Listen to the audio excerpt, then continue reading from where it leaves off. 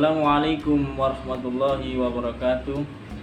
Pemirsa kaum muslimin muslimat yang berbahagia, pada kajian kali ini kita akan membahas Al-Firqah As-Saniyah sebagaimana yang dikatakan oleh Hujjatul Islam Al-Imam Al-Ghazali rahimahullah ta'ala dalam kitab Al-Kashf wa Tabyin.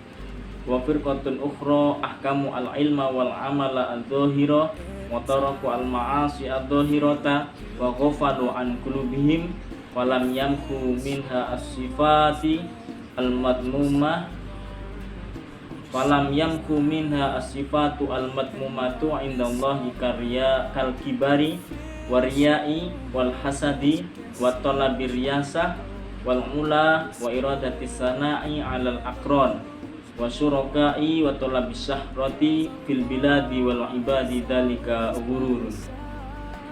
Beliau Imam Ghazali menjelaskan bahwa firqah ini orang-orang yang menjelaskan, orang-orang yang mengamalkan ilmu dan amal yang hanya dohirnya saja, dan dia juga meninggalkan kemaksiatan yang sifatnya hanya dohir saja, namun dia lupa terhadap hatinya yang terus bermaksiat kepada Allah Subhanahu wa ta'ala, seperti sombong, riya, hasud, mencari kedudukan, mencari keluhuran, menghendaki dipuji oleh orang lain.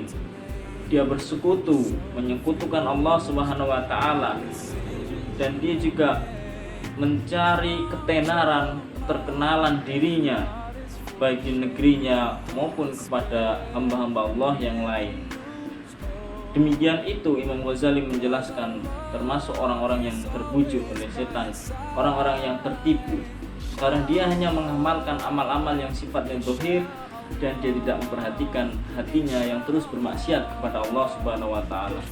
Demikian itu kata Imam Ghazali, sungguh amal kebaikan itu tidak akan bisa melebur terhadap kejelekan yang ada di dalam hatinya.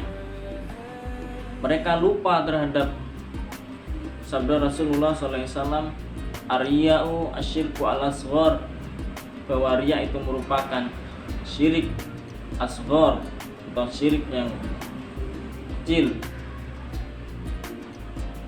Al-hasadu ya'kulu al-hasanat kama ta'kulu an-naru al-hatab. Mereka juga lupa terhadap sabda Nabi SAW bahwa hasad itu bisa memakan kebaikan yang dia lakukan, sebagaimana api yang memakan atau yang membakar kayu bakar. Artinya dalam hal ini kebaikan yang kita lakukan itu akan hilang begitu saja dengan adanya hasud yang ada di dalam hati. Dia juga lupa terhadap sabda Rasulullah SAW, kubul mal wa syaraf yumbitani an-nifaqo bil qalbi kama yumbitu al-ma'u an al-baqal. Jadi cinta terhadap dunia dan kemuliaan itu pada dasarnya bisa menumbuhkan sifat munafik di dalam hati. Bismillahirrahmanirrahim. Imam Ghazali meneruskan, faghafalu an qulubihim wastaghalu bidawahirihim wa man la yusafi qalbahu la tasihu ta'atuhu. Beliau menjelaskan bahwa orang-orang yang lupa terhadap hatinya yang selalu bermaksiat kepada Allah, dan dia hanya sibuk menjalankan amal-amal yang sifatnya dohir, tapi hatinya tidak begitu diperhatikan, itu tidak akan dianggap sah ketaatannya.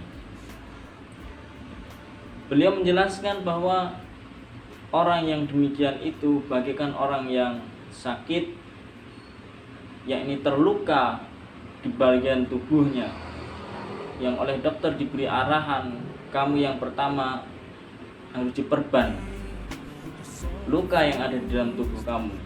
Kemudian yang kedua, untuk menyembuhkan di dalamnya kamu harus minum obat. Namun dia hanya melakukan, yakni diperban, dan dia tidak meminum obat. Sungguh demikian ini dia tidak akan sembuh, kecuali hanya luarnya saja yang terlihat seperti sembuh, namun di dalam masih terasa sakit. Begitu juga begitu orang-orang yang dia terus menjalankan amal-amal dan ilmu-ilmu yang sifatnya dohir, namun dalam hati dia terus bermaksiat kepada Allah, ada rasa sombong dan lain sebagainya. Dia terlihat baik di luar, dia terlihat sempurna di luar, namun di hatinya pada dasarnya sungguh sangat kotor, sungguh sangat berdosa kepada Allah Subhanahu wa taala. Yang demikian itu bisa meleburkan kebaikan yang dia lakukan secara zahir. Mari kita sama-sama benahi luar dan dalam diri kita. Baik hati kita, amal zahir kita laksanakan, namun batin kita, hati kita juga harus terus kita bina bagaimana menjadi seorang muslim yang bisa menjalankan amal dan juga ikhlas di dalam hati. Kaum muslimin pemirsa yang berbahagia, sekian kajian pada kali ini. Wallahu muwaffiq. Assalamualaikum warahmatullahi wabarakatuh.